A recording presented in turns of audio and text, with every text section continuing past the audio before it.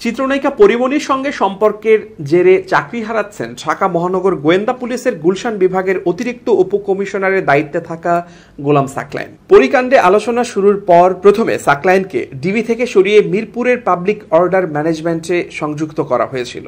পরে সেখান থেকে তাকে ঝিনাইদহ ইন সার্ভিস ট্রেনিং সেন্টারে বদলি করা হয়। এরপর পরিকাণ্ডে বাধ্যতামূলক অবসরে পাঠানো হলো সেই সাকলায়েনকে। স্বরাষ্ট্র মন্ত্রণালয়ের শৃঙ্খলা ২ শাখা থেকে উপসচিব রোকেয়া পারভিন জুঁই স্বাক্ষরিত এক আদেশে তাকে বাধ্যতামূলক অবসর প্রদান করা হয়।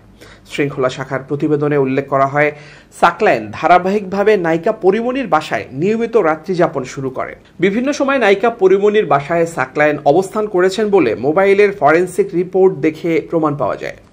আশুলিয়ায় বোট ক্লাবের উদ্যোক্তাদের একজন ব্যবসায়ী নাসির ইউ মাহমুদের বিরুদ্ধে চিত্রনায়িকা পরিমণির ধর্ষণ ও হত্যা চেষ্টার অভিযোগে মামলা দায়ের করেন।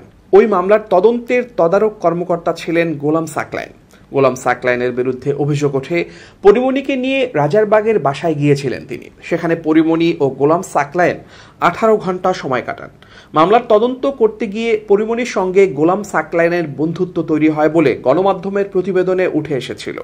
বিসিএস পুলিশ ৩০তম ব্যাচের এই কর্মকর্তা রাজশাহী বিশ্ববিদ্যালয় থেকে পড়াশোনা করেছেন। অনার্স শেষ করেই বিসিএস এ উত্তীর্ণ হন তিনি। এরপর ৩০তম ব্যাচের পুলিশে প্রথম হয়েছিলেন তিনি।